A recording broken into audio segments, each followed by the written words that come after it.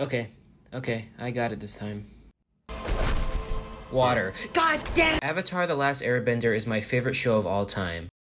And The Legend of Korra is really good. Almost a year ago, I made a ranking of every episode of Avatar: The Last Airbender, which in my opinion is one of the best videos I have ever made. Ever since the positive reception to that ranking, I've considered talking about The Legend of Korra. So, yeah, I did it. This video is a lot more confusing and messy to make. Unlike the original show, which I've seen in its entirety at least 5 times, I have only seen The Legend of Korra once. This was my second time ever viewing the show after my first watch like 3 to 4 years ago. So I really forgot about my thoughts on the show while making this. During seasons 1 and 2, I really thought this video would turn out negative, but seasons 3 and 4 really made me change my mind. Korra has 4 seasons, all on entirely different subjects and all varying in quality. This show is a rough ride, and this video will probably reflect that. This video, just like the first, will be split into a tier list, F tier to S tier. This is due to the wide range of quality this show has, because unlike Last Airbender, this show definitely has its bad and mediocre episodes. I know a lot of fans of Korra want me to get straight into the great episodes of the show, but first we have to get through the bad stuff. We're gonna start with the F tier, the 4 out of 10 episodes that I just think are straight up bad. So let's just cut to the chase. This is every episode of The Legend of Korra ranked. Light in the Dark overall has its good elements, but it's still the worst episode in Korra for its massive lows. To start off with positives, the action is nice and the visuals are pretty, like the sky. Tenzin giving Korra the lion turtle told Aang in Sozin's comment was nice too. Plus, after the final fight, the ending for this season has a nice segue into season 3. Alright, that's mostly all the good stuff I got. Unalaq is so terrible, and I'll repeat that several times during the rest of this video, but this is him at his worst. He is so goofy and unserious. Unalaq's big scary plan that's been built up for a literal season just being him throwing buildings around. It's some of the most lame, non-threatening fights ever. Then we got Big Blue Korra, which is so bad. The design sucks. It's just Korra, but big and blue. Unalaq doesn't even look like that. Why does Korra look the exact same? The final fight also sucks. It's so bad. There's not even bending throughout the entire final battle. It's just punching for the most part. The light beam attacks are kinda cool, but just have big bending during the battle. That's like the whole appeal of Avatar. Why would you get rid of the bending? Overall, this is just such a lame, boring conclusion to season 2. It's so grand and over the top for this stupid, goofy plot. Instead of saying anything interesting, this season concludes in an underdeveloped, lame story of light and dark. While it's not downright awful due to its occasional good element, its lows are the hardest lows in Korra, and so it's gonna be at the bottom. Harmonic Convergence sucks. On the animation side of things, this episode actually looks pretty good and fits the more grand scale this episode goes for. Well, for the most part, it kinda only works in the opening fight. The Mako love triangle plot is somehow still part of this episode, and it's trash. I can't believe they actually brought this back. This is already disliked from season 1. For such a big part of season 2, being on Harmonic Convergence and the start of Unalaq's plan, this episode feels really low in stakes. We're mostly in one location the whole episode, and Unalaq really doesn't do anything threatening. He mostly just monologues about being the evil avatar. This episode is also an absolute mess with its pacing. Everyone instantly gets defeated like halfway into the episode and spends the rest of the episode kidnapped. It wasn't as bad in season 1, but now it's the entire cast instead of half, and this has already happened before back in season 1. Aren't these characters some of the strongest in the world? How have they lost this bad twice? Lastly, Boomy really starts wearing off for me here. He's mostly tolerable throughout season 2, but he really starts to suck here. His comedic relief is really annoying, especially when we're in such a serious situation. This episode is a mess in tone and character motivation, in like everything. It's really bad. But I mean, the visuals are still nice, I guess. Okay, that was the F tier. We're moving on to the D tier, the 5 out of 10 episodes that still kinda suck but aren't outright bad. This is pretty much all gonna be season 2 episodes, so let's just get this out of the way.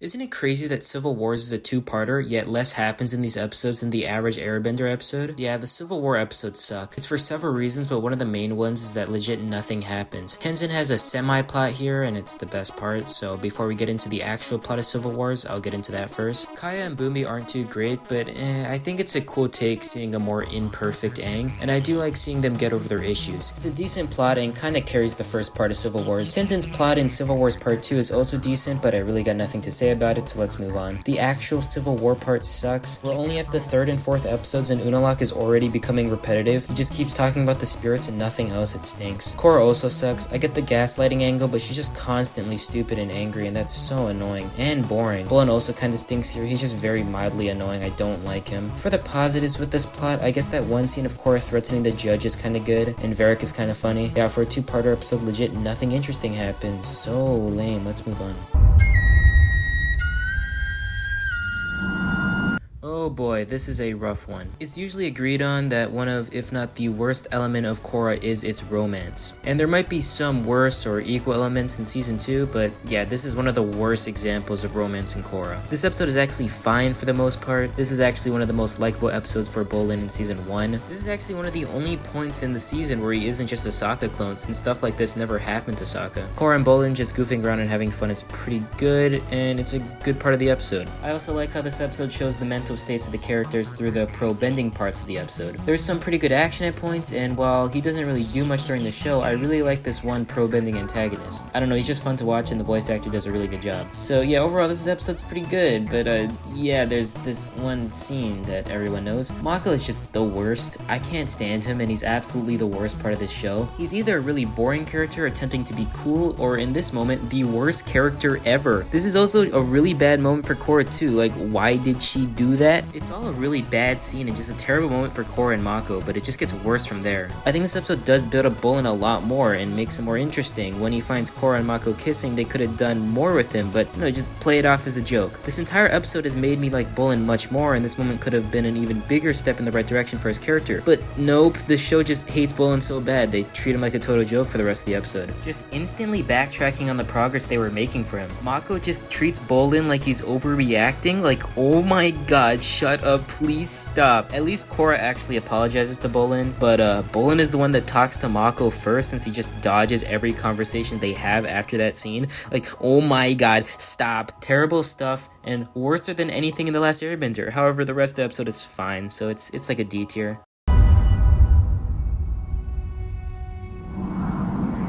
In the episode Peacekeepers, nothing happens, so who cares? I do get enjoyment out of Varric making legit propaganda, that's pretty funny, and it does give me Ember Island player vibes. Plus Iroh or Zuko or Dante Bosco is here again, so that's cool. The final fight between Korra and the 2 random water siblings is good, the whirlpool is nice. The background animation here is starting to get real bad. Everyone in the background is just starting to freeze during all the shots, and you can really start to see the bad production design starting to really come through here. Korra and Mako suck, I hate these two so much, I can't do this anymore. I guess it's not that big of a deal though, this episode is just kinda fine. I just hate talking about this season, it's so uninteresting.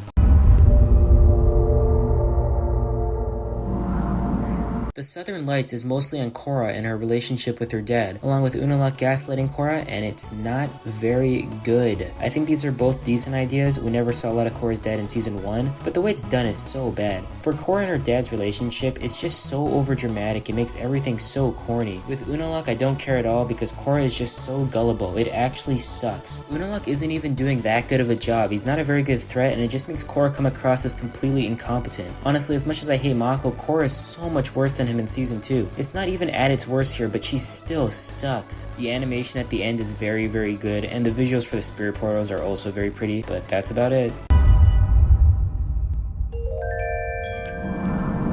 The guide starts off pretty strong. The spirit world looks really good, Tenzin and Korra reuniting is nice, and they really fix a lot of the wonky conflict between the two in this episode. Varric is here for a bit after the twist around him, and he's still great. I really like how they wrote him so that despite being called out as a villain, he still acts the exact same way with his goofy attitude. He's just the same character, and I'm really glad they didn't change anything about him. The love triangle plot is trash. I don't care about Mako. Everyone gaslighting him is really annoying and has really poor writing. As the episode went on, it really started to get on my nerves. The musical cues are pretty bad. Boomy starts getting really annoying. He has far too many jokes and I just can't keep ignoring it. I guess it's an okay episode. Starts to really overstay its welcome as it goes on, but hey, it's kind of fun. Seriously though, what is that Yang Chen head? Why did the monks build that? And that's the D tier done. Moving on to the C tier. The episodes I would give a 6 out of 10. Most of these are fine, but kinda still boring or very, very flawed. Let's just get through this. Yeah, obviously Remembrances is the worst episode of season 4. I mean, it's a clip show, what do you expect? However, it's not that bad. I still think it has its really fun elements. Let's just tackle each plot one by one. First of all, I think the recap guy recapping his own story was really fun. We haven't seen this guy since season 2, so seeing him pop up again was a cool cameo. Alright, so the first plot is Mako and Wu. This recap is alright. The idea for it was really fun. We have Mako bringing up his past history and love, while Prince Wu and everyone from his family just bully him for it. I think it's pretty fun seeing Mako constantly bullied. Again, the writers clearly hate him so much. However, we are revisiting the love triangle stuff again, which I frankly never need to see again in my life, but at least I'm experiencing it again from a more critical perspective. Then we got Korra and Asami, which is really bad. Again, Korra-Asami build-up is good, but this recap is the only one that feels fully pointless. Like, at least Mako was recapping stuff to new characters. Asami, Korra, and Tenzin already all know this, and the slight benefit of Korra reflecting on her past mistakes isn't enough to save it. Also, I really do not want to experience Unalaq again, and I really don't want to see season 2 Korra again. Yeah, this one sucks, almost nothing to gain from it. Then we got Varric and Bolin, which is easily what saves this episode. It's still pointless obviously, but Varric getting to dub over previous episodes is really funny. I kinda wish the whole episode was this. It's so much fun. Plus, we get some of the most meta moments in the show. This plot acknowledges how bad of a villain Unalaq was, along with how stupid season 2 was in general. This plot is really funny and just a really good time overall. This episode is all over the place in quality, but it isn't really that bad. However, if I was to compare this to the Ember Island players, this segment would be a lot more negative. What a weak second episode. The first episode of Korra really propelled the show with a really good premise, and this episode really slows down the momentum Korra had going. Like, for example, Amon never shows up in this episode, which is a big part of the appeal of the ending of the first episode. This feels like an example of how overworked the staff for the show was. The first episode feels really put together and well made, but this episode just feels really rushed, but at the same time it feels way too slow. I like Korra being the opposite of Aang, and Bolin is pretty good in this episode, if way too similar to Sokka. Mako for his first episode just sucks, but he's just boring and lame in this episode and nothing else, so it's passable, I guess. Also, Pro Bending becomes a lot cooler and better done later in the show, but for his first appearance, it's kinda lame. Just comes across as really janky and messy. Tenzin is good as per usual. Love that one moment with him while watching Korra. And I feel really bad for him since Korra literally destroyed an ancient airbending tool because she felt like it. This episode's okay.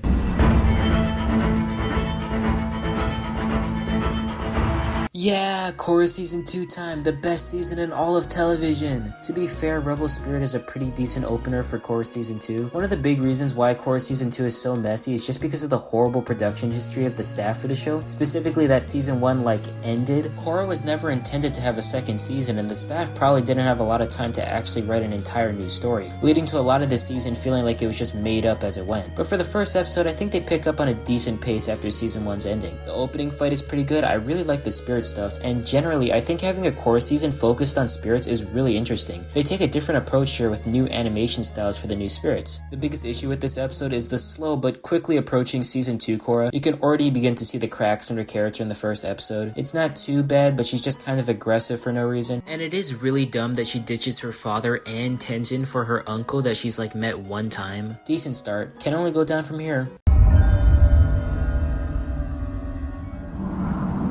This episode twas okay. I like Korra and Asami growing, which is obviously expanded on much more later on. I like the stuff with Hiyoshi and how he's involved with Amon and explains a lot on how Amon is able to do so much. And it makes sense for the non-bender of the group to have a father who's an equalist. It just fits. Asami is also pretty well written in this episode. I like how it takes a lot of evidence for her to be convinced that her father is actually an equalist. While not doing much of anything in the first season, Asami is one of the better written characters in season 1, besides the romance stuff, which this episode thankfully barely has any of. Bolin is just Sokka in this episode, which just sucks, and man, these guys get mad at each other a lot. At this point in the show, it's happened at least 3 times, and yeah, it's just repetitive at this point. The original Avatar gang had their differences, but it's not like they got upset at each other every episode. I mean, this has already happened 3 times, and we're only on episode 7. The ending fight is pretty well animated, but there's just no music, and it just feels really off. Also, the platinum stuff, what? Yeah, it's not very good. Don't really like this one.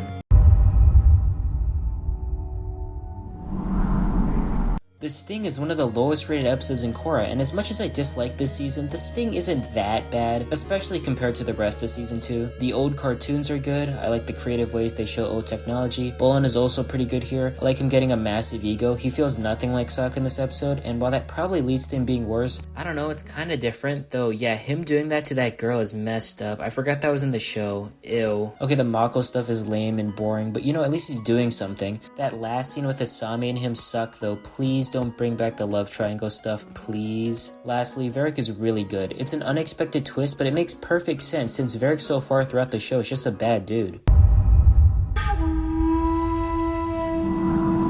Once again, another okay episode. The main reason why I was a little concerned going into this video was how many episodes just kind of blend together. This episode introduces Tarlok and he carries this episode hard. I just really like him. He is such a prick and it's so much fun to watch. I just think Tarlok is already a good character before the show does more with him later on. This episode isn't very funny and a lot of the comedy is annoying, and Mako is still really bad as per usual. He's just poorly written, has poor delivery, and he's just such a corny character. On a side note, I guess the ending fight is good enough to make this a decent episode. Amon not taking Korra's powers originally felt stupid, but it makes more sense now. Shoutouts to this episode for also writing Korra a bit better than usual. Okay, we are done with all the slop. It's time to get into the B tier, the point where I think these are genuinely good 7 out of 10 episodes. Obviously, seasons 1 and 2 have so many issues, so I'm probably gonna still be very negative during those parts, but we'll also get some season 3 and 4 episodes. These are still good episodes, but most of them have severe issues holding them back from being great.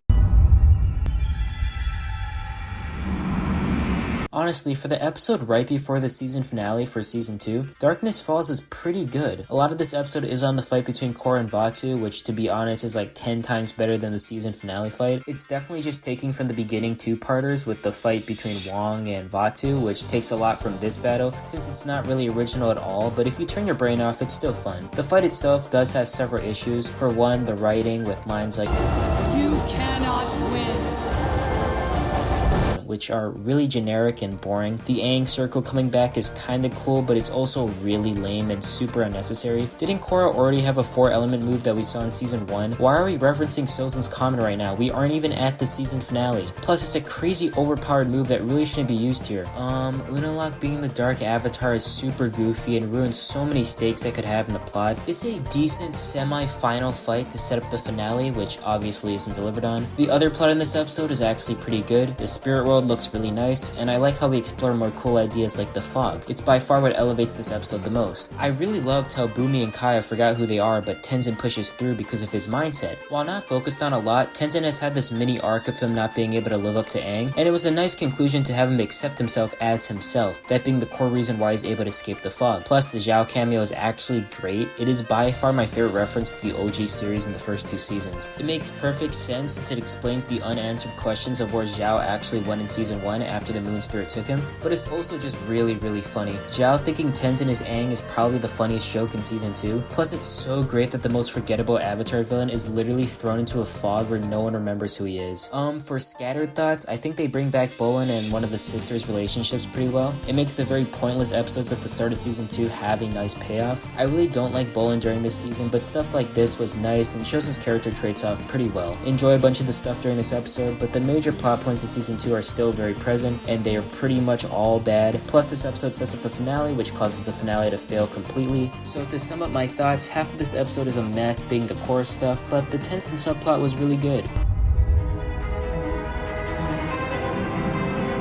Before we get into the good stuff with this episode, let's talk about the lame stuff. Okay, not really lame, but just kinda decent. For about half of this episode, we follow Mako and Prince Wu preparing for his inauguration before Kuvira shows up and takes the throne from him. This plot is fine. I think Kuvira is good here. They write her to be so obviously evil, which would be annoying, but the fact that so many people cheer and celebrate her clearly evil actions is a pretty strong, realistic message. Kuvira's speech before taking the crown is also good. She has a very similar mindset to Zahir, which was a really neat idea. Additionally, as we follow Kuvira, we get more of Varrick and Bolin. Their dynamic is really fun, and they're still good pals after the events of season 2, which was really cute. While they don't do much here, it's cool build up for what they would do with these two guys later in the season. Overall, all the Kuvira stuff is solid. However, the Mako and Prince Wu stuff is a little boring. I still think Wu is fun. He's so unlikable and goofy that it kinda works. Everyone constantly owning him is also pretty funny. However, as it goes, he does get a little grating. It's kinda just the same joke over and over again about how pathetic he is as a ruler, and I legit feel nothing towards Mako yelling at him because, to be honest, Mako is far more pathetic than Wu. Did not really feel this plot, even if it was kind of fun at the start. Anyways, now onto the actual good stuff. Toph is finally back in the show and she's great as ever. She's way more unlikable and cranky here. It's kind of perfect and fits her so well. A lot of this episode is just Toph beating up Korra, which was pretty entertaining. She's clearly only doing this to reminisce on Aang. It's also perfect writing to have Toph live in the swamps and she can see everything like Aang did in the original swamp episode. It was a very smart direction to take her character in. Finally, the twist that Korra still has metal poison in her was a good explanation for what was going on with her in the previous episodes. Half of this episode is very good,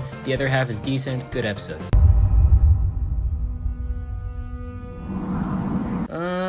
Yeah, this is a good one. It's definitely flawed, but I enjoy turning the tides. This is mostly all from the Tenzin fight, like it's a great battle. The fight is great, the loss is great, it's so cool and well choreographed. All the Tenzin fight is just so good. I also like how the councilman getting taken out is vaguely similar to the season 2 finale. That's probably stretching it, but whatever. On the other hand, the love triangle stuff still sucks. Mako sucks, Asami did nothing wrong. But besides the usual, the airbending kids fight is also pretty terrible, and of course it features the legendary line, "Stay away from my dad's ex-girlfriend," which is honestly just a really funny line, even though it is terribly written and terribly delivered. Yeah, it's a good one, but at the same time, barely anything happens in this episode to further the plot. It's just kinda there. But it's still a good episode with strong highs and strong lows. Also, Zuko jump scare. Yeah, I don't got anything for this one. The action is good, the music is good, Mako still sucks. Anything else? No? Okay. Oh yeah, Amon. Yeah, he's great in this episode. Him taking away bending is super terrifying. This is like the only reason why this episode isn't in C or D tier.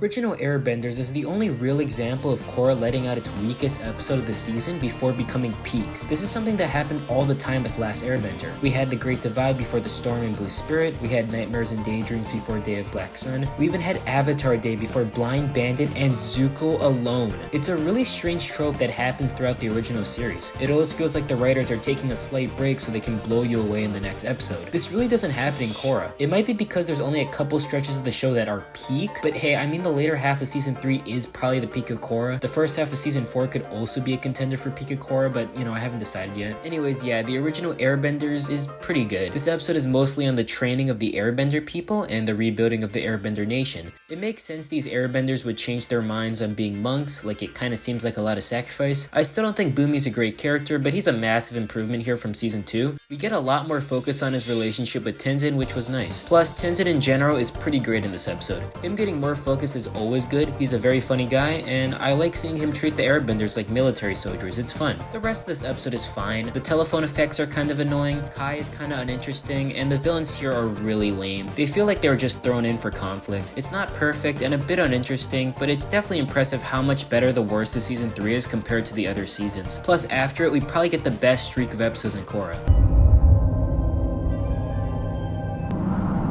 The Battle of Zaofu is flawed, but pretty good nonetheless. Just to get the good stuff out of the way, Varrick is great here. He carries this episode hard. Since Julia is gone, we get a lot more of Varrick and Bolin as a duo, which is so much fun. I love how he constantly yells at Bolin for having no idea what he's talking about. Plus, Varrick missing Julia is a really good gag. He's like low-key suicidal during this episode, which would be dark, but Varrick is so goofy about his depression to the point that it works. Besides the funny, Varrick is just a really strong character. They bring back the idea of Varrick being a really unpredictable liar, which was nice. Since now, instead of being a twist villain, he's using his trait of being a massive liar to constantly bluff and trick everyone, including the audience. You really never know what he's gonna do next. He works on Kavira's weapon, then turns that weapon into a bomb, then tries to take his own life with it. Then after it all, it's revealed Varrick had no idea what he was doing the whole time. This plot is so much fun. Varrick steals the show, and Bolin is also pretty good. Anyways, now time for the actual Battle of Zaofu. We finally get to see Kuvira in action for the first time, and she's pretty cool. We get some really cool new combat tricks, plus we see more of her manipulation skills. However, despite these new character traits, this battle is pretty flawed. It's just Korra getting beaten up for 3 minutes, which is fine in concept, but executed really poorly. It's just not well put together and not very fun to watch at all. My main issue is that Kuvira really doesn't toy with Korra enough for Korra to get mad and reckless. Korra gets upset and irrational way too quickly, especially after her giant character arc throughout the season. This really doesn't work for me. It's kinda lame and underwhelming. Still a flawed episode, but I mean Varrick is here, so it can't be that bad.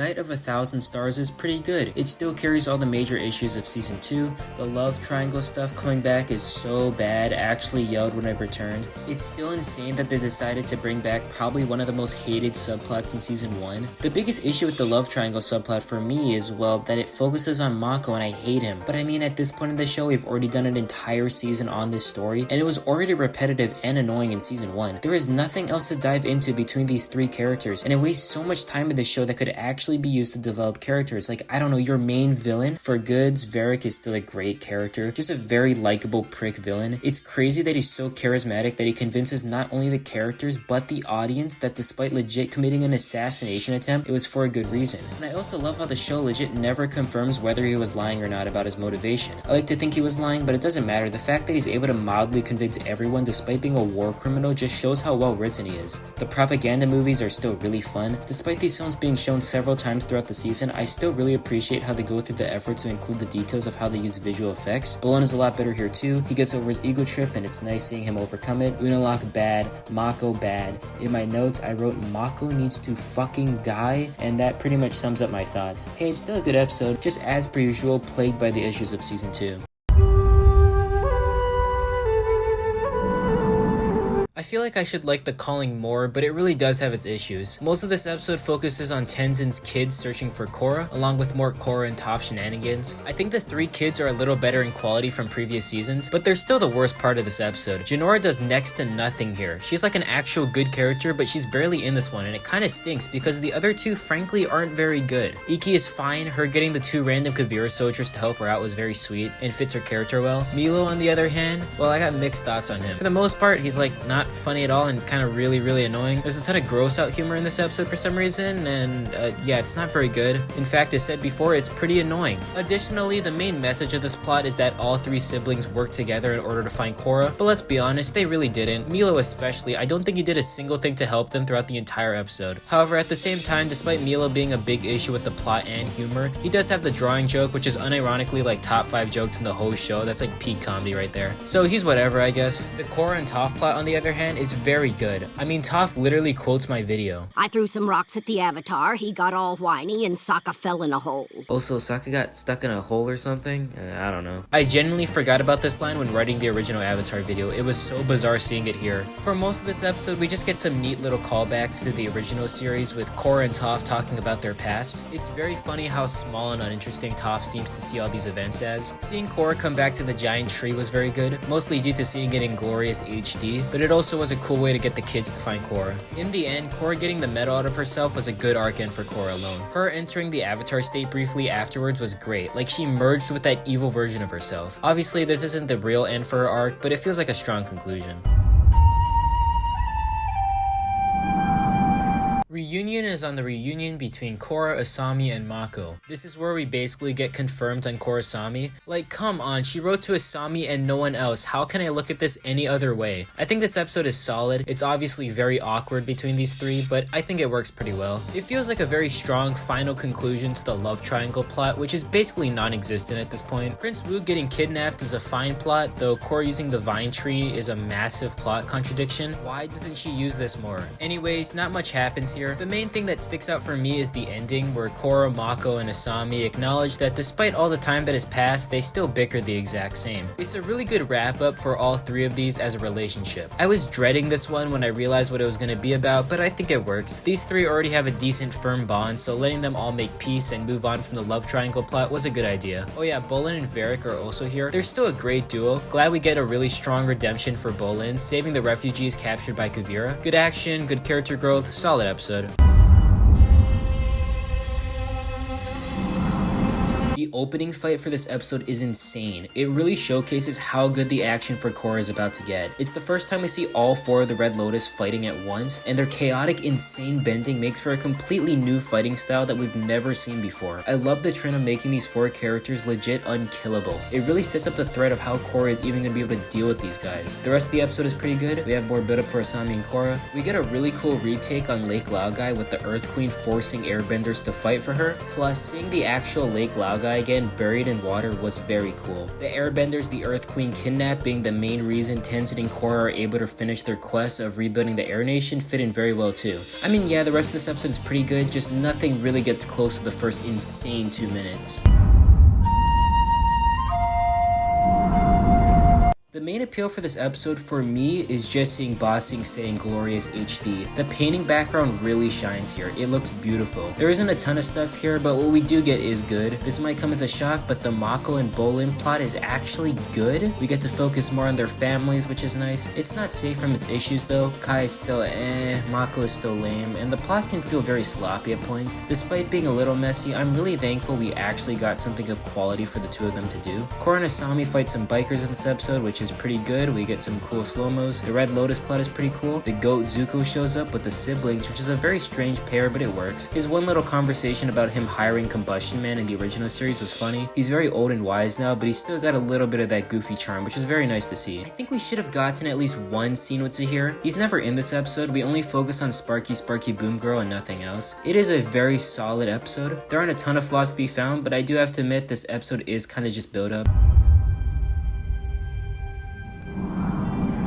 Korra doesn't really label its finale in parts, but this is pretty much the first part to the finale of Legend of Korra. To be honest, for the start of this finale, it's pretty weak, but it still has its good moments. Varrick getting any focus at all is literally all I care about. He's so different from every other character in the show, and seeing his mini character arc throughout this season is really nice. Prince Wu also has some good development here. It's not a lot during this episode and gets more focus next episode, but it's still nice seeing it here. Besides this character growth, we have some characters from previous seasons returning. Zuko, Iroh, Dante, Bosco guy was the main standout here. It's nice seeing these characters come back briefly. It reminds me of Day of Black Sun, though not as drastic since we didn't focus on these side characters nearly as much. Still though, it's a nice gesture. Alright, let's talk about the big robot. The big robot has its good stuff. I really like how it functions, with Kuvira on her own being able to pilot it through metal bending. It's also very threatening. It's like a repeat on Unalaq, but she's actually a lot more threatening since she wipes out Republic City extremely fast. This really doesn't hold up throughout the finale, but this is a strong start to Kuvira's threatening presence. Anyways, let's get the obvious out of the way. The big robot is a little goofy. Actually, it's really goofy. This episode relies heavy on the giant robot as a threat, but it still looks really goofy and not scary at all, so it doesn't fully work. Since this is his last time on screen, let's talk about Batar Jr. He's not that good. He's fine throughout this season, but once they actually place focus on him, it doesn't work. The main issue with him is the fact that his name is literally Batar Jr. Like, give that to one of the random side characters. I can't take him seriously. It was fine when he was a silly sidekick to Kuvira, but not anymore. Kuvira literally shooting her husband with a laser gun was a cool moment though, just to show how far gone she is at this point. A pretty good start to the finale. Part 2 of the Korra season finale is better, but still not great. Still good though. Varrick is again great. Love the joke about him growing up with the circus people. But besides being a funny guy, he's actually playing a major part in this episode. He stunts Kuvira's robot from destroying Republic City, being the main thing holding her back. Him and Julie also get together, which is very nice, even if it isn't developed a ton. Speaking of not being developed a ton, Asami's dad shows up here and sacrifices himself. It's a good idea. I like bringing back Asami's dad, but he only gets one scene with her in this entire season before this, so it just feels like a bit of wasted potential. I still think in general the scene is strong though. Prince Wu helps the people of Republic City get out of the city by using badger moles, which is very fun. This is a good character arc for Wu. I like seeing him help people and actually prove himself as a decent leader. Also, it has badger moles and I love those guys. For flaws, the robot does start getting old at this point. Like, it only really has 2 abilities and it gets a bit tiring. Plus, the use of CGI gets pretty boring here. There's way too much. It's a very good episode, but a 4.3 is wild. It's not that good. For the first time since season 1, we are finally entering a new location in Korra, Zaofu, and it looks amazing. It's such a cool, super unique location for the show. I really love how much season 3 moves throughout new environments. The art for the Metal Clan is actually stunning. The sunset shots are amazing. That one sequence of Korra airbending during sunset goes insane. A lot of this episode is on Lin, Toph's daughter, and her reconnecting with her sister. That's a fine idea. Lin has barely had any development up until this point in the show. However, the actual dialogue for Lin and her sister is kind of stiff and off. Lin is a kind of boring character since she can only feel one emotion, so a lot of their interactions fall flat. Lin's sister though, Sue, is a very good character. Her actress did a great job and her dialogue for the most part is really strong, except when she confronts Lin. Again, it's kind of stiff and off. There's also a Zahir plot in here which is quite good. He's kind of just goofing around in Republic City waiting for Korra, chilling with the airbenders and stuff. The build up for his main arc throughout the season with the poetry is quite strong, and the ending action between Zahir and Kaya is great. There's not a lot of screen time for this plot, but it's very fun, even if Zahir looks significantly more ugly after he shaved his head. What happened? The second part to the Metal Clan arc is only a little better than the first. Zhao Fu still looks great, and the conclusion to Lin's arc is pretty strong. Lots of focus on Lin in this episode. We get a lot of flashbacks to her past with Sue. There's a lot of aspects that make these flashbacks work for me. I think painting Sue as a horribly unlikable character is a good touch that makes Lin a lot more sympathetic for hating her. Plus, seeing Toph as a horrible parent kind of makes perfect sense and explains how her two kids ended up how they are. Lin having a very fast character arc would seem a little bit strange, but this does happen with Zuko in Last Airbender, so it's kind of already established. Stuff like this just kind of happens in the Avatar universe, which makes it work. I think Lin is a little too unlikable here. Like, she is by far at her worst, and again, just like the previous episode, the dialogue between her and Sue feels pretty corny. Still though, I'm glad we got these two episodes to focus on Lin a lot more. She has a lot more depth now, and it's cool seeing the show take a random character like this and develop her more. We also have some Bolin stuff. His little metal bending arc is probably the best stuff from him throughout the whole show, and it starts here, which is pretty cool. Plus, just seeing the mindset behind metal bending explained further was really nice. I mean, I feel like this episode goes back to that classic style Last Airbender goes for, where they have a character growth episode before having a big action episode.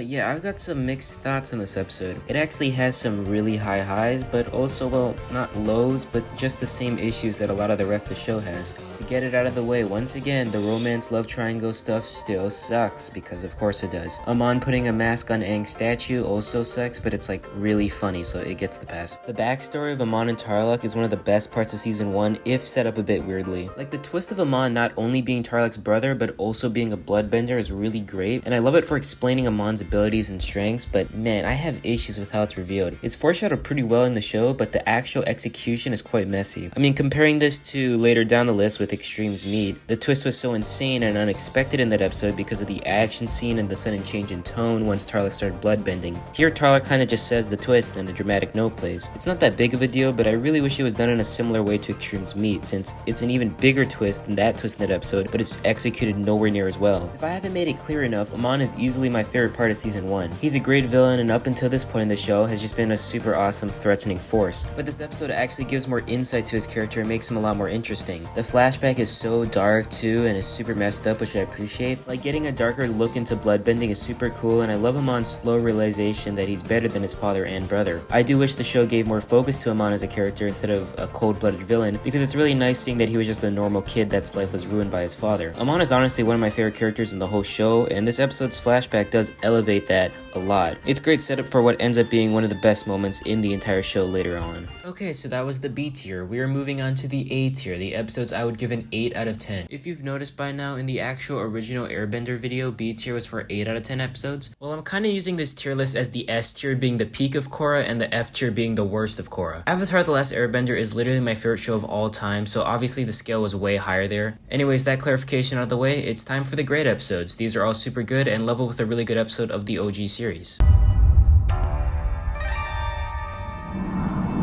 A New Spiritual Age is the best season 2 episode that actually has something to do with the plot. Yeah, I really like New Spiritual Age. Seeing the Spirit Road in full detail is really cool. It's not as insane as the original Spirit Road from Last Airbender, but they're still able to capture that same feeling of the Spirit Road from the original series. Jinora is alright here. I think she's an interesting character that was really underdeveloped during the rest of season 2, so it's nice she gets more focus later on. The way her emotions reflect the Spirit Road is super cool, like how Korra's fear transforms her back into a child, and Korra's little arc of getting over anxiety and being more positive was a nice message. Lastly, this is going to be a really rare compliment for season 2, but Unalaq is pretty good here. He mostly functions as a bland villain, but kidnapping a child is pretty evil, and is a pretty good incentive for disliking him throughout the rest of the show. He's just pretty good and threatening here as this force of evil and negativity. Alright, enough about the actual episode. This episode is just a lot of fan service, and unfortunately, I kind of really liked it. Wang Shi Tong showing up is cool. He's nowhere near as good or accurate to his original form in Avatar, but I do really like like how he's super out of touch after abandoning the human world. Professor Zhang showing up is a super great cameo, though it does make no sense how Jinora knows who he is. And I think that's all the fan service in this episode.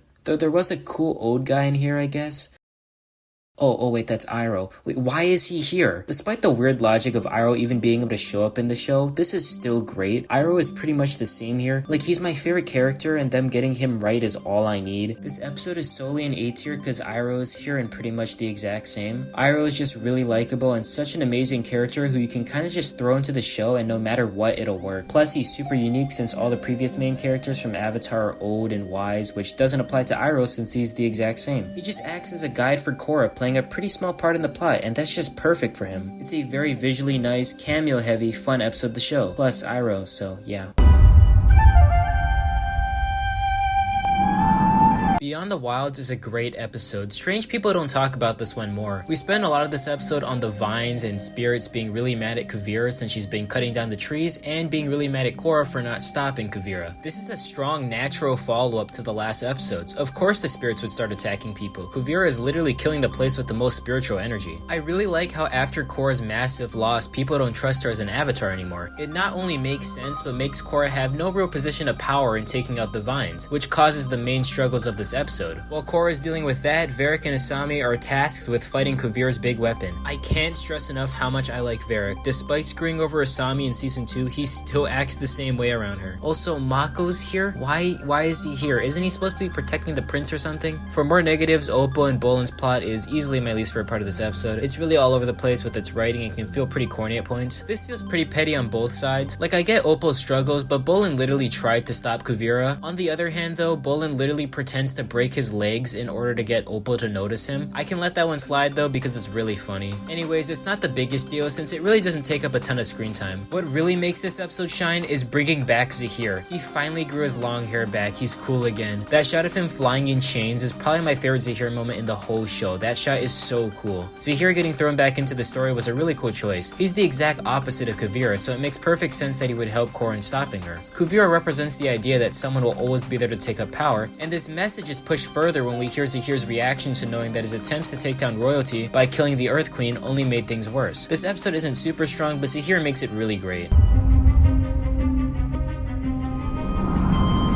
Kind of mixed thoughts on the stakeout, but overall it's a great episode. This episode is constantly moving. We are always focused on following the Truth Seer and trying to figure out where he's hiding. This episode is pretty tense. We spent a lot of it while staking out the Truth Seer's hiding spot. While staking him out, the gang have a pie showdown, which is kind of trash. Like, it doesn't fit in with the episode whatsoever. It's kind of goofy and ridiculous, which doesn't fit how tense this episode feels. I think Bolin and Asami playing pie show differently is nice, but like not in this episode, you know? Yeah, the pie show stuff really drags this episode down. It's really pointless. However, once we enter the Spirit Road, stuff gets really good. Zahir is so cool in this one. It's interesting how mysteriously strong he is in the Spirit Road, since he most likely spent his years in prison training. Since neither side can harm each other, we basically just have Korra and Zahir talking. We get Zahir's full motivation and backstory, how he's basically an anarchist that wants to restore balance to the world in as extreme of a way as possible, by turning the world into anarchy where there is no ruler. It's a really cool way to explain his deal, and afterwards we think the Red Lotus was able to capture Korra only to reveal it was the Earth Queen. I genuinely did not expect the Earth Queen to come back into play with this season. Flawed at points, but a really strong episode regardless. After such a strong opener for the season, the third season of Korra keeps the ball rolling with Rebirth. Throughout this episode, we follow the setup of the first episode, following the Avatar gang searching the Earth Kingdom for new airbenders. I just think in general that idea is so cool, and it is. We have a really fun montage of the Avatar gang realizing how people actually don't want to be monks, real shocker. Tenzin's slow excitement turning into disappointment is great. This montage is so much fun. I also think this episode is really funny. Korra kidnapping some random guy out of frustration is great. Bolin is actually pretty funny. That scene with him and Mako is peak. And of course the airbending presentation, which is just so much fun. Everyone bullying Mako is so good. This show clearly hates him so much, and I think that's really funny. We get more build up for Zahir, which is cool. I really love the angle these opening episodes take, building up Zahir without anyone knowing about it. We get the first member of the Red Lotus being the lava bender. I really love these prison sequences throughout the opening episodes of season 3. These 4 guys have the coolest abilities ever, and the different prison containments are great. I love how ultra powerful they are. power. Kai is like okay, I guess, and Mako is corny. Also, hi Zuko. After the dark ending for Season 3, Season 4 picks up on a much happier note, skipping 3 years into the future. This episode is really cool. Seeing how all these guys ended up after the events of Season 3 is so much fun. Almost every character is disconnected from each other at this point, and we spend a lot of this episode seeing everyone reunite after, like the title says, all these years. For new characters, we have Prince Wu, who is kind of annoying, but is actually pretty fun in this episode. Him recreating his aunt's death by choking himself is kind of like really funny. The other new character we get in this episode is our new villain Kuvira. Kuvira, for the most part, is already in an extreme position of power. She's very good in this episode, mostly for how cool and intimidating she is. Her magnetic bending is a really cool evolution of metal bending. Plus, she's ruthless. The train scene is a great scene for showing how cruel she is. Additionally, Kuvira's role in this episode showcases the state the Earth Kingdom is in. I really like how Zahira's actions caused a massive ripple effect. The Earth Kingdom is still being rebuilt, and due to a lack of leader, Kuvira is able to take over. Kuvira was able to rise to power because of Zahira's attempts to destroy leaders in the previous season, which really fits the metaphor Kuvira represents throughout this season. Besides these two new characters, a lot of this episode is just seeing where everyone has gone in the last 3 years. Bolin works for Kuvira, Asami is still working for her company, Tenzin and his kids are running the new Air Nation, and Mako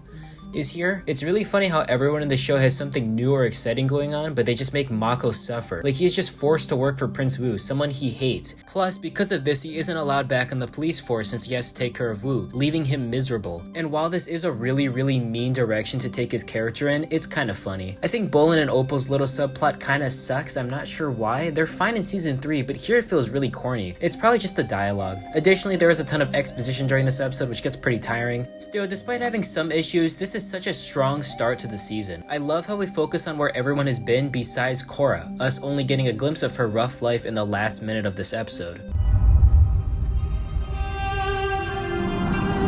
Enemy at the gates is on a lot of things, so let's cover them one by one. Korra's role in this episode is super good. This is Korra's first time back in action, so it's cool how much different she is here. Season 1 and Season 2 Korra would not hesitate to take Kuvira down as fast as possible. However, here she chooses not to because she sees it as pointless. We even get a line calling this out when Korra acknowledges that fighting recklessly was her old self, which is a really great reflective moment on the show's past. The writers made a real clear effort to show how much Korra has matured in the last 2 seasons, which I really appreciated. In this episode, she attempts to talk to Kuvira in an attempt to relate to her struggles. However, as the episode goes on, we get more explanations on Kuvira's mindset and how she won't be convinced by talking. Sue explains how Kuvira used to work for her until Ba Sing Se fell, in which she decided to take it by force. This is such a cool flashback because Kuvira is actually in Season 3, if only briefly. The show actually planned out this villain and put her in the perfect situation to rule after the events of Season 3. Besides this, we also have in this episode what is in my opinion the reason Kuvira is such a strong villain. She tells Sue in a flashback that Zhao Fu is in a position of great wealth and power, and that they should share this wealth and power with the rest of the world, which sounds extremely similar to Fire Lord Sozin and Roku in the original show. I don't love Kuvira directly as a character, but I love what she represents, especially in this scene. Kuvira represents that no matter what, whenever there is a vacuum of power, someone evil will step up. When the evil Earth Queen dies, someone even more evil replaces her. Kuvira for me works extremely well as an unstoppable force and an individual in a cycle of dictatorship. Just like Sozin and every other Fire Lord, Kuvira is a repeat of them. In this scene, Kuvira most likely believes that she will fix things, but 3 years later she's acting exactly like the dictators before her. It's a great idea for a character. It fits perfectly into the themes of both this and the original show around dark and light always existing. Besides these 2 great character moments, we also have some extremely fun plots. Varric is great as always. Him teaming up with Bolin is super fun. Bolin honestly fits way better with a wacky guy like Varric than Mako. They're both goofy characters, so at least there's some really fun interactions. Asami also gets a mini plot with reuniting with her father, which comes back way later. I do think the CGI here gets a little bit tiring, and Kuvira's husband really starts getting worse for me here. He really has no character besides having glasses and being a big dumb dweeb.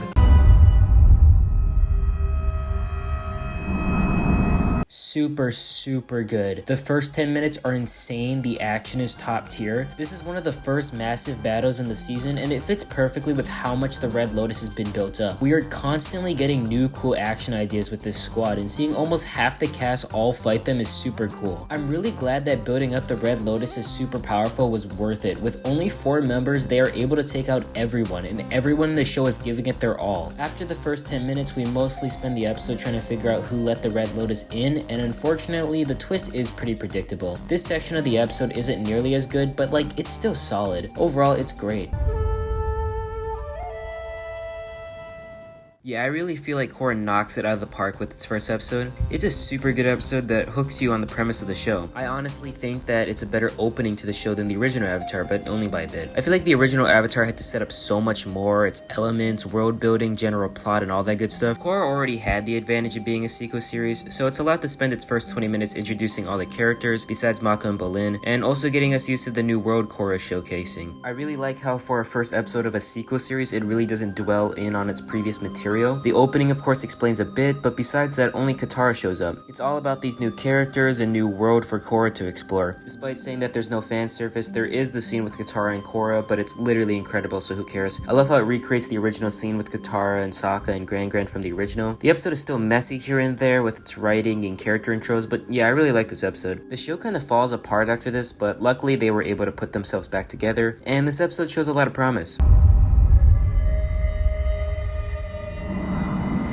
This just feels like an episode covering the consequences of extremes means and explaining the twist in that episode. It all makes sense and it works. This is just kind of where the show starts getting really consistent with its episodes, and this is another great one. Lin showing up again after quitting does feel really random and unnecessary, but that's my only major issue here besides the usual. Tarlok is a really good villain, and it's cool seeing a lot of this episode from his perspective, with him attempting to cover up his mistakes after pulling such a risky trick on Korra in the last episode. It's also nice how well the show is able to function without Korra. She's just having flashbacks throughout the episode. Speaking of which, big fan of this flashback. While not as good story-wise compared to Amon and Tarlok's backstory and skeletons in the closet, it's set up and executed much better. For one, this is Aang telling Korra what's happening, and flashes of Yakone and this flashback happen a couple times before this full-length explanation in this episode. It's always nice seeing adult Toph, adult Aang, and adult Sokka, which might actually be one of the only examples of adult Sokka in the entire show. Though it's very strange not seeing Katara at the trial. Isn't she the whole blood-bending bad person? She has this whole episode on bloodbending in The Last Airbender. Why isn't she here? In general, this is a cool flashback. Seeing Aang on a giant airball is so cool, and it also features probably one of the most popular moments in the entire show, which is definitely Aang going into the Avatar state and just destroying Yakone. It's really cool for them to expand more on how the Avatar state works. It just basically counters everything, even bloodbending. You can't bloodbend an Avatar in the Avatar state. I like that detail a lot because up until this point, bloodbending has had no counter. Anyways, I like this flashback. It's pretty cool. The rest of the gang thinking Amon kidnapped Korra is actually really nice writing, since they spend a lot of this episode hitting dead ends until eventually figuring out it's Tarlok who kidnapped Korra. And I love Amon in this episode. Amon is just the coolest guy ever. You kind of forget about him for a bit, and this show sets up Tarlok as another villain, so you would assume the two are connected. The first season of Korra is pretty predictable, so these twists are really great, and I really appreciate them because they are unpredictable. It makes it feel a lot more different from Avatar. Anyways, the last two episodes have been fully setting up Tarlok as a major villain, but in the end, Amon literally shows up, shrugs off his bloodbending, and just takes his bending. It's such a good scene because Tarlok has destroyed literally everyone so far, but Amon is just on a whole nother level. Seeing Tarlok, a really calculated code man, showcase actual fear is terrifying. I really like how this show takes the Azul effect and gives it to Amon. Amon's ability to shrug off basically everything is super unique and something you'll never see in the original show. Unfortunately, this episode still has the bad romance and kinda bad writing with the regular gang, but these moments are small compared to the major highlights. After so much build-up, Korra and the gang finally break out Sue's family. Toph comes back for the last time in the show, and she's just as good as ever. Her calling Bolin a dipshit is one of my favorite jokes in the whole show. I don't know, I just like the delivery, and it's a cool callback to the pushover joke in the original show, except this time it's definitely intentional. Even if you did, you're too much of a to do anything about it. I didn't edit that at all, I swear. We also get further depth into Toph after Last Airbender. Stuff like the person she married and how bad she was at being a parent, which we'll cover later. Besides Toph, Bolin, Oppo, and Lin are also here during this breakout, so let's talk about them. Bolin is pretty good here. They really handled his character well. He's still kinda dumb, but can also be really competent when he tries. Oppo is also pretty good here. I don't think I've talked about her at all during this video, but to summarize my thoughts, I think she's pretty good. I just don't think she does nearly enough throughout the show to be interesting, but she really doesn't do anything bad. That applies during this episode too. She's good, but really doesn't do a ton in the breakout. Then we have Lin. Obviously, Lin has a massive character arc during season 3, so now she cares a lot more for her family. But during this episode, we peel back some of her layers and focus on her relationship with Toph. We really get a look into how bad of a parent Toph was, and it's really cool letting us explore this idea. It makes Lin a lot more interesting and puts a much closer look on Toph as a person. Seeing Toph actually apologize for how she handled her parenting was very satisfying. This is kind of all I needed from Toph during Korra. She handles her mistakes and flaws her character had in the original show. show. I think it makes perfect sense that Toph ended up being a bad parent. I mean, her parents were pretty horrible to her. Speaking of Toph's parents, we get a really cool reference to the comics when Toph explains she made up with her parents later on after the OG series. I really like this because just like Toph and her parents, Lin also eventually forgives Toph as her mother. Anyways, after all this character growth, we have the actual plot stuff. I think they handled Julie's reveal well. It's really casual since it was kind of already obvious that Julie didn't really change sides. Though her trying to sabotage the machine was really dumb, she could have handled that a lot better. The actual breakout scene was pretty good. It's very well thought out and put together, and the music is especially strong. This scene is good, but a little underwhelming in my opinion. It could have been a lot cooler than what we got. Anyways, that doesn't really matter because this last fight scene is awesome. Specifically the metal bending duel. It's like the duel from season 3 with Lin versus Sue, but 10 times better. I love how everyone is constantly changing weapons and armor by stealing from each other. This is so creative and something earthbending could never do. This is easily the most creative use of metal bending in the show. We really explore the differences between metal and earthbending during this fight scene. I think this episode has some hiccups, but for the most part it's super strong, whether that be in action or character growth. Again, this feels like a really nice place to leave Toph off in the show. Glad we got a little more of her before the finale.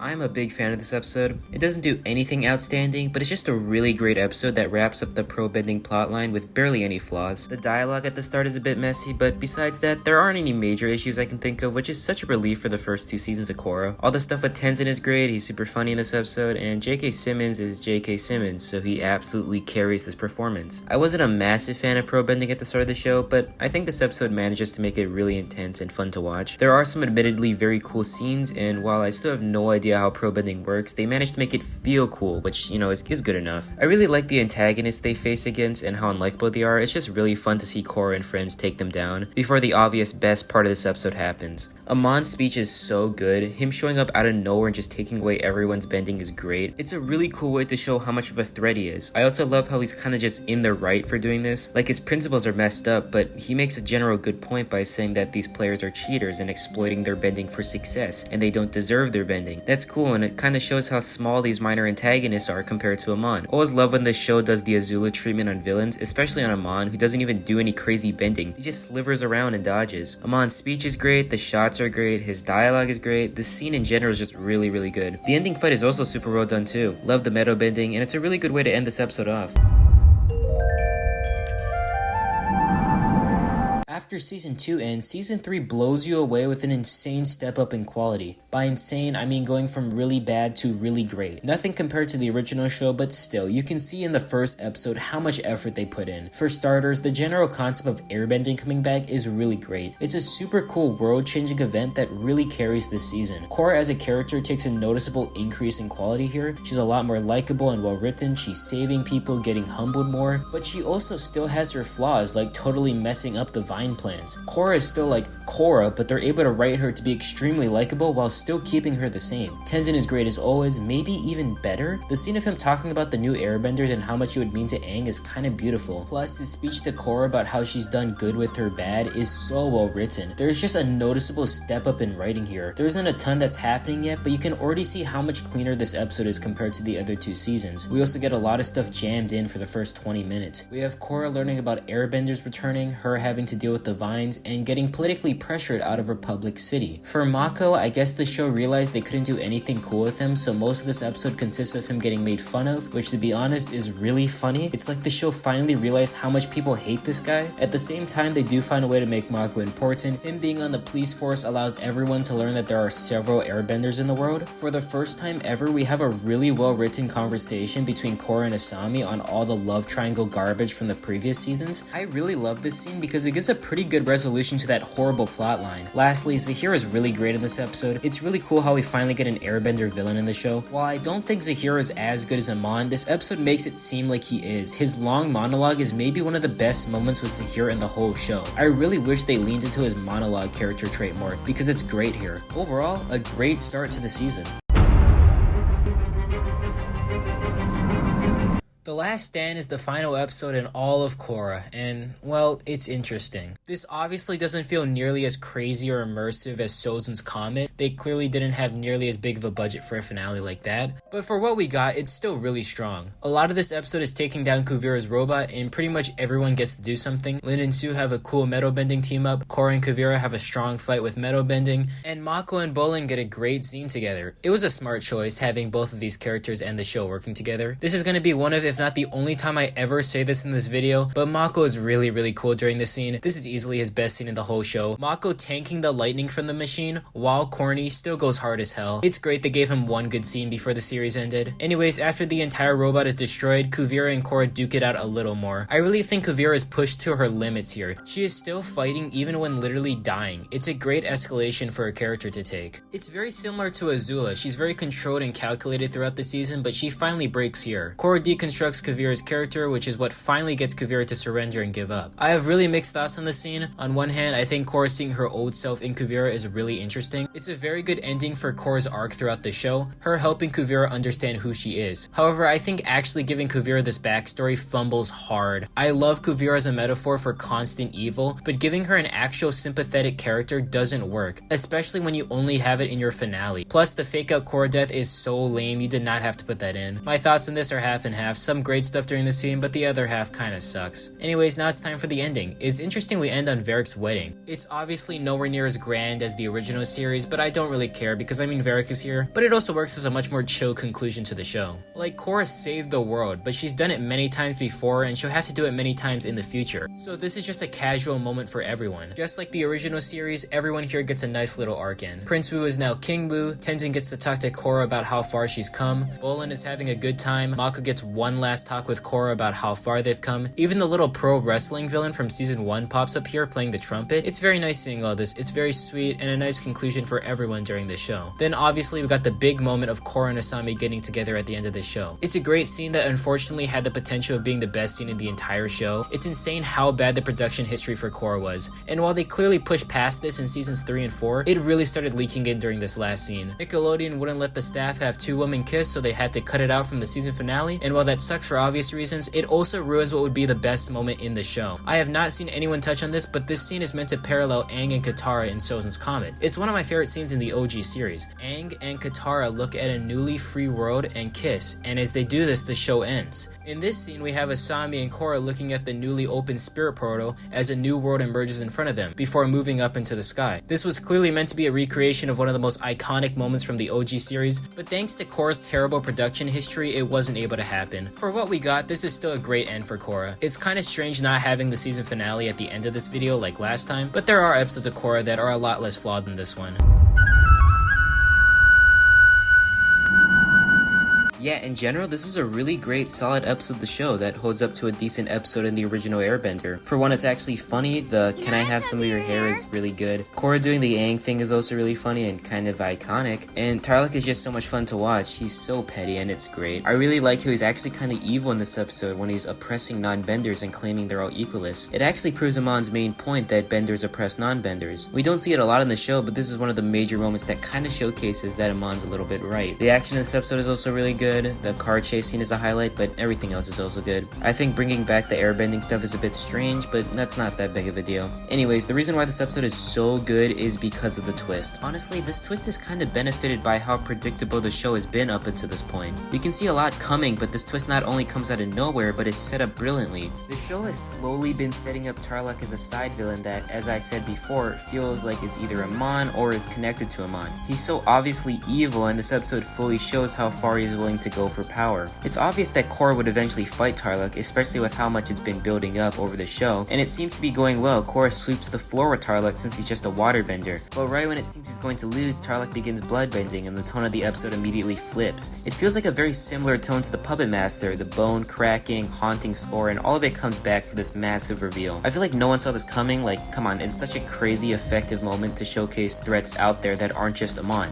It's not even the biggest twist. I think Amon being a bloodbender is a bigger deal, deal, but it just didn't have the best execution. This right here, this is perfect execution for a twist, and it worked really well, and I mean really, really well. I think this is one of my favorite elements of season 1, because Avatar The Last Airbender didn't have a lot of twists, besides, I guess, Avatar and the Fire Lord. It gives the show a totally different vibe, which I really like. I don't want Korra to be the same as The Last Airbender, and this tone shift is a perfect example of that by exploring more of Puppet Master, which is super good, and while the rest of the season might not perfectly use this concept, this episode sets it up super well.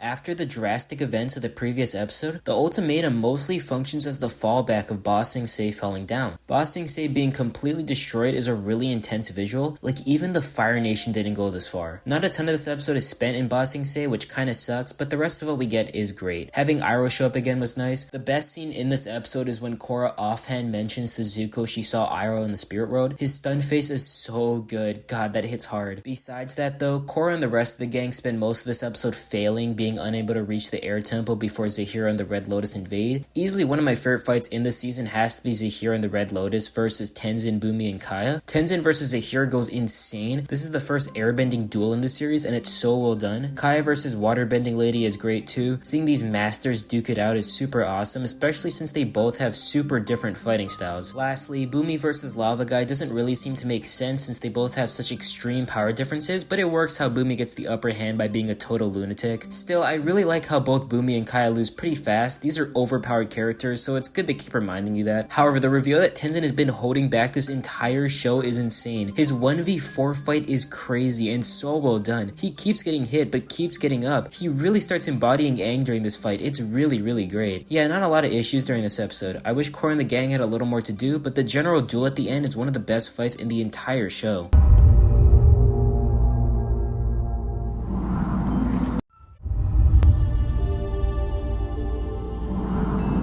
Beginnings are the best episodes of Korra Season 2, which is really funny because the Beginnings episodes have nothing to do with the actual plot of Season 2. It's just Korra having a flashback to the first Avatar with some world building for the finale. That's it. But it doesn't matter because despite everything else in Season 2, these episodes are not held back by a dumb villain, a dumb love triangle plot, or anything. It's a completely disconnected two-parter that excels. And despite my issues with it not having anything to do with the rest of the story, I can't let that go when this episode really doesn't have anything holding it back. I honestly don't love the first part of this arc. I think it's solid but a little slow and uninteresting. Still, it has its really good elements that part 2 builds on. This episode from the start goes so much harder with its animation, with some great visuals to reflect old paintings. This first part has some really good world building. Bringing back lion turtles and still treating them as these mysterious gods is amazing. This is the fan service I need. More lion turtles in future Avatar media, please. This world's version of the spirit world is beautiful with chaotic, harsh environments. It's really cool seeing this blend of spirits and humans throughout the world, with mutations happening when humans interact with them. Anyways, part 2 are where these episodes get really, really good. There's some great commentary on evil always existing in humans, with Wan's friends turning against him. The story of Vaatu and Rava is interesting here, unlike the rest of the season, being used as a reason for the creation of the Avatar. It took a while for me to realize this, but Wan is actually very good. His character growth, despite being small, is really, really effective. It was really fun watching him start as this nobody before turning himself into the hero of the world. Unlike other avatars who were often discovered and raised properly, at this point in time there was no avatar. Wan actually had to survive and fight in order just to live, accidentally becoming the avatar as a gift for his humanity. The final battle here is incredible. It has some really high stakes and is visually amazing. Seeing this art style push super far with an amazing final fight between Wan and Vaatu. I've never really gotten a lot of the praise for Korra's score. It's mostly really good but nothing too outstanding, especially compared to the original series. However, the music during the sequence is outstanding. Actually a fantastic finale that genuinely feels like a series finale. Part 2 of Beginnings is an easy S tier. It's some of the best from Korra. However, the whole thing is a little weaker. Part 1 is still a little boring and uninteresting, but it's still a really high A. Easily the best out of season 2. This honestly shouldn't be the best episode of season 1. Extremes Meet is just a much more consistent episode, but I have to put the finale above it. Despite being very, very flawed, it has the absolute highest high of season 1, and I have to give it massive props for that. To get the flaws out of the way, Korra and Mako's plan to expose Amon literally makes no sense. Like, why or how did they think that would ever work? Still, massive props to Amon for thinking ahead and wearing burn marks on him, constantly making sure no one can expose him. This episode does feature a lot of great new bending styles, like fire flying or running on walls. Speaking of which, seeing Amon finally bend is weirdly satisfying. Like, whenever we see Amon up until this point in the show, he isn't even trying. He's just bloodbending himself or people around him to be able to dodge attacks. We aren't even seeing him fight back yet, and of course he's cracked out. He wrecks everyone in this episode. Amon is honestly one of the strongest characters in all of Avatar, if not the strongest, and it's just put on full display here. It's so cool that he isn't even defeated by anyone, but I'll get to that more later. Additionally, Amon taking away Korra's bending is really unexpected and brutal. However, Korra airbending is something I have mixed thoughts on. It's a really cool way to step around Korra getting her bending taken, but it also just doesn't really make sense because the show kind of forgets about teaching Korra airbending, so it doesn't really work even though it is pretty cool. Additionally, the ending isn't very good. I like seeing Aang show up, but I think the writers were clearly just writing their way out of a massive hole they had dug themselves into. It's nice seeing Kyoshi and Roku in HD though, and it gives a really cool shot. Again, the romance stuff is here, but it's mostly resolved at this point in the show, so it's not the absolute worst. It just feels very unresolved and off. Since this is the last time I'm going to talk about season 1 in this video, I might as well talk about Amon fully since I don't feel like I've explained why I like him so much. For one, he's so cool and a great threatening force throughout the show. He never bends but is able to destroy everyone he fights against by dodging and weaving. It's really cool to see a quote-unquote non-bender be so powerful in the show. Once the twist of him actually being a bloodbender occurs, you would think he would become a much lamer character since he is what he wants to take down, but I kind of believe that Amon sort of believes that he should take down benders. I mean, his dad basically abused him through bending. That might not be why he started the equalist movement, he could just be doing it for power, but I don't know, the flashback makes him much more sympathetic, and it makes me think he's leading this movement, one, for power obviously, but partially because he would like to rule a civilization where people are equal. That to me is even better than how he acted originally. Anyways, once he's exposed as a waterbender, he frees Tarlok and they sail away. Tarlok and Amon are the only bloodbenders left, and Amon seems to plan on doing the same thing as his father by living a new life and maybe restarting the bloodbending chain to make sure it never dies. But Tarlok in this moment decides to kill himself and Amon to end off the chain. Just this brutal, unexpected moment to end off both of their stories and end off the bloodbending chain. I love this moment so much. Not only is it super dark, but it is a great way to end both of these guys' stories. I think this is the only moment in season 1 that is able to live up to an incredible moment in Last Airbender. I think this was a clear sign that they still had it in them to deliver some truly incredible stuff in Korra. Despite its issues, this is a great end to season 1 and it shows clear signs of improvement in the next season. Yeah, improvement in the next season. Okay, that was the A tier, now we're moving to the S tier. Unlike the original video, obviously, this list will be a lot shorter, but I think all of these episodes are amazing and absolute bangers. Disclaimer, they're all 9 out of 10s. Yes, sorry, no 10s in Korra, but I'll still praise these episodes because they're awesome. Let's get into the final stretch of the video, the S tier. God, this episode hits hard. Following the events of the stakeout, we follow Korra and Asami being kidnapped by the Earth Queen and Bolin and Mako being kidnapped by the Red Lotus. Korra's plot is really good. They bring back the desert episode from the OG series as Korra and Asami along with an entire Earth Nation fleet crash into the desert. We spend a lot of this episode following both parties having to work together in order to survive. I really like how the ship crashing is fully Korra's fault. Again, it shows how much better she is as a character now. Like her anger at the Earth Queen and desperate need to escape is what causes her to screw everyone over by crashing the ship. That's a significantly more reasonable explanation for her brash attitude. She's in a rush here. She has to stop Zahir, so she takes more drastic measures, and it doesn't work in her favor. It's very, very well done. The actual ship repair part of this episode isn't as good, but still pretty fun. I really like how much more the desert is expanded. They really lean into Dune here with the giant spirit creatures underneath the sand. I really love the reveal that the giant creatures underneath the sand are these big fishes. That really caught me off guard when rewatching this. I completely forgot there's giant sand fishes in the Avatar universe now. Mako and Bolin start the episode kidnapped by the Red Lotus, but they get traded off later, so they spend most of this episode in jail. For the most part, they don't do a lot, but at least we get more build up for Bolin's metal bending arc. I don't have a lot to say about them because they are barely in this episode, which to be fair might actually be a positive. Now for the actual peak of this episode, we have Zahir and the Red Lotus. The Red Lotus members are extremely powerful, but one of their best traits is how smart and calculated they are. Zahir and the Red Lotus are able to easily outsmart and outplay the Earth Queen, along with shutting down anyone trying to stop them. There's always been an unnerving feeling of what these guys are even planning on doing, and in the previous episodes, Zahir confirms his goal is to rule the world in anarchy. You see them as these massive threats throughout the show, but all that build-up still takes your breath away in one of the best scenes in the entire show. Zahir literally killing the Earth Queen by taking the air out of her lungs is insane. It is such a brutal scene and one of the darkest moments in the entire Avatar franchise. Up there with the Puppet Master. By far one of the best moments in Korra. Absolutely insane. After the Earth Queen dies, we see Zahir's full plan take action. Without a leader, Zahir declares the people of Ba Sing Se free, turning it into an anarchist nation. Something so cool about Zahir is that he doesn't lie or overhype his ambitions like Unalaq. He fully delivers on his threatening presence, killing someone in one of the most brutal ways in the show, along with destroying Ba Sing Se far more than the Fire Nation did in the OG series. Maybe the Korra and Asami plots aren't groundbreaking, and Mako and Bolin don't do a ton, but Zahir's actions during this episode easily places it in S tier.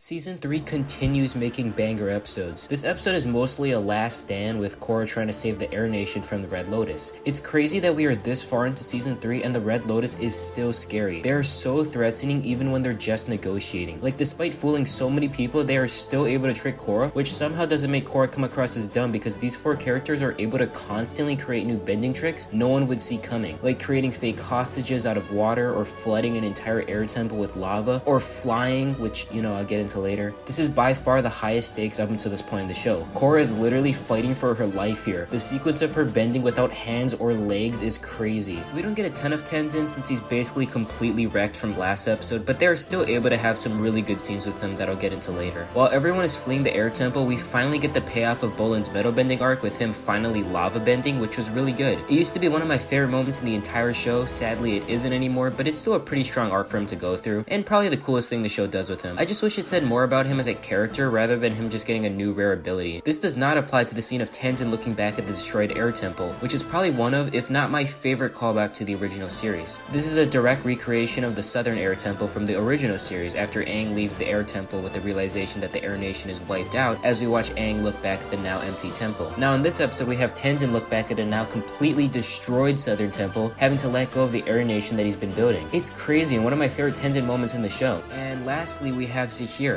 I love the scene of Zahir being able to achieve flight. After losing his girlfriend, he loses the last thing connecting him to the world, and after that he is able to use the extremely rare airbending ability of flight. The general idea and execution of this moment is amazing, but there are some issues that hold it back from being really good. We really don't have a lot of build up for Zahir and Poli's relationship, so this doesn't hit me emotionally at all. Also, Poli's death being off screen is kinda lame, but it makes sense. I mean, she did get her entire head blown off, we definitely can't show that. Still, something like a remaining body part or clothing item would be cool. Still, Zahir flying is a really cool idea. His praise of Guru Lahima is constant throughout the show, and he does explain beforehand that Guru Lahima was able to fly, but he worded it in a way that was so vague you didn't realize what he was talking about. So the reveal that this is what Guru Lahima was able to do is a great payoff. Yeah, it's another banger episode from the later half of Season 3. It really leaves you wondering how the finale is going to wrap this up with the ominous final shot of Korra chained up. The top 3 best Season 3 episodes are all mostly on the same level, but the Venom of the Red Lotus stands out on top, if only a little bit. For one, just like everything with the Red Lotus, they deliver on being threatening, brutal villains. They torture Korra into the Avatar state by giving her a poison that slowly kills her. Seeing Korra in this much pain is crazy. She's going through by far the worst thing to happen to an Avatar up until this point in the series. After being forced into the Avatar state, Korra overpowers everyone. Korra uses the Avatar state a lot during this series, but I feel like in this moment, this is pure Avatar state Korra. Like that other side of her, all the other avatars in one being, just like Aang and Sozin's Comet. It's really cool how strong Korra is at this moment. Even the Red Lotus, as strong as they are, can't handle her at this level of power. For the most part, the rest of this episode is all action, and it's amazing. The fight between Korra and Zahir might be top 10 fights in the whole series, including the original show. The flying looks absolutely stunning. It is probably the best looking visuals in the whole series, and having Zahir still be able to get the upper hand on this cracked out Korra is crazy. As much as I praise Sozin's Comet, we do flip-flop between Ozai and Aang overpowering each other, and while this finale doesn't even get close to Sozin's Comet, it is a really cool subversion having Korra still be at her strongest, but that only being enough to compete with Zahir. This is by far the best action in the whole series. It looks beautiful, along with both parties being balanced in strength. Zahir getting defeated by the Air Nation is also pretty cool. It's a good payoff for the Air Nation plotline at the start of the series. Besides the insane fight between Korra and Zahir, another one of the strongest moments in this show is the ending for this episode. We end this season with Korra completely crippled from the Red Lotus poison. The final shot is literally her trying not to cry. It's such a dark way to end the season off compared to every other season in this series. I really wish Season 1's ending went in this direction, and I feel like this moment is the writers recapturing what they wanted to do at Season 1's conclusion before getting it shut down. Yeah, this ending is amazing. In fact, this whole episode is amazing. It's such a strong ending for Season 3 and promises a much darker season in the future. Korra, a Alone is the best episode in Avatar. Yes, I know that's a generic take, but let's be honest here. No other episode in the show ever gets close to how many layers this episode has. Zuko is objectively the best Wait, hold on, let me redo that. Korra Alone is my favorite episode in Korra because it reminds me of Zuko Alone, and that's all that matters. But for real, it was a tough decision figuring out if I should have given the #1 spot to Venom of the Red Lotus or Korra Alone. But in the end, I feel like this is the episode that has the best writing and storytelling in the show, compared to the best action and stakes in the show. Korra Alone obviously takes hard inspiration from the original version of this episode, and while on the surface that could come across as really annoying and fan-servicey, the way Korra Alone is able to tell its story ends up being extremely different to Zuko Alone. For context, the previous episode, After All These Years, focuses on every character that isn't Korra in the show, 3 years after the events of season 3. This episode, on the other hand, follows Korra's entire journey and struggle during her 3 years in retirement. That's the main difference here. Zuko Alone's impact comes solely from the fact that it takes place over a day. Korra Alone follows 3 years of an individual struggling to survive and keep living. We begin the episode in Korra and Katara as Korra attempts to walk again after the poison crippled her. You can feel time passing fast during these moments. Korra barely makes any progress and slowly wallows into her own misery. The somber music of Korra reading letters or looking at the starlights are unbelievably beautiful. We watch as Korra slowly makes progress through the worst period of her life. This angle is so interesting and creative. Obviously, the original show only took place over 8 to 9 months, so Aang never really stirred in the misery of his people dying, mostly because he's not that kind of guy. This is the first time in the entire series we can see an episode take place over such a long period of time, and it really adds to the general misery of this episode. This is by far the biggest push we get in differentiating Aang from Korra. Korra suffers more here because of her character. She can't be like Aang and push through. She needs to suffer and traumatize over her past experiences instead of pushing forward.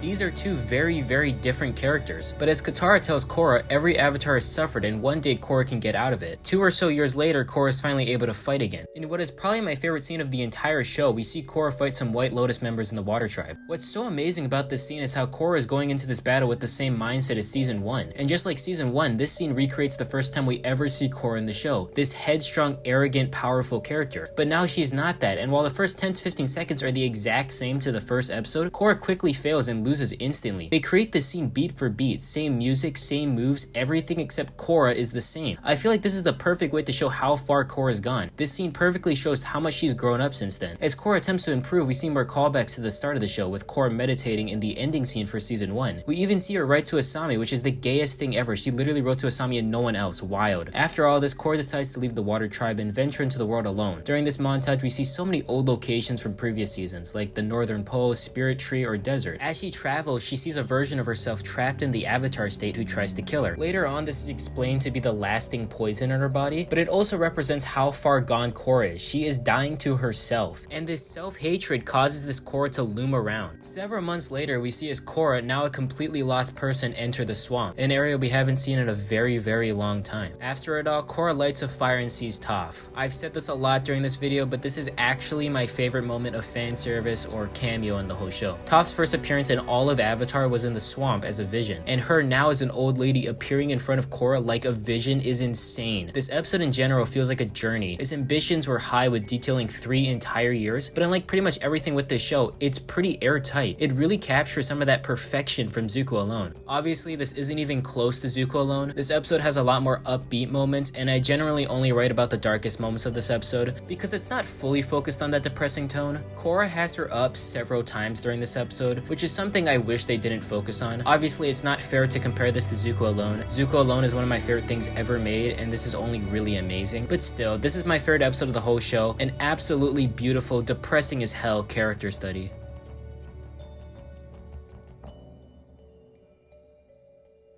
Yup, so that was my Korra ranking. The tier list is on screen now. This video was very fun to make, but it was obviously very exhausting. This might have actually taken longer than my original Avatar video, mostly because I feel much less passionate about this show, and a lot of my motivation for this was driven by my love of the OG series. Still though, I think Korra is a great show and one of, if not the best thing to come out of the Avatar franchise that wasn't the original. There's a lot of Avatar stuff I can still talk about, and I might just do it. I really love this franchise and its world, if you couldn't tell at this point. If you enjoyed this video, make sure to like, like, and subscribe. I'm trying to hit 1,000 so I can eventually monetize these videos. Let me know your top 3 episodes of Korra or top 3 episodes of Last Airbender in the comments. If you haven't, definitely check out my original Avatar The Last Airbender video. It'll be in the description and maybe top comment. It's a lot more positive than this one. For upcoming videos, Deltarune comes out in less than a week now, so you know I'll be talking about it a ton when it drops. I have a lot of video ideas planned around it. Alright, this is me signing off. Thanks for watching, like, subscribe, and this is an epic outro.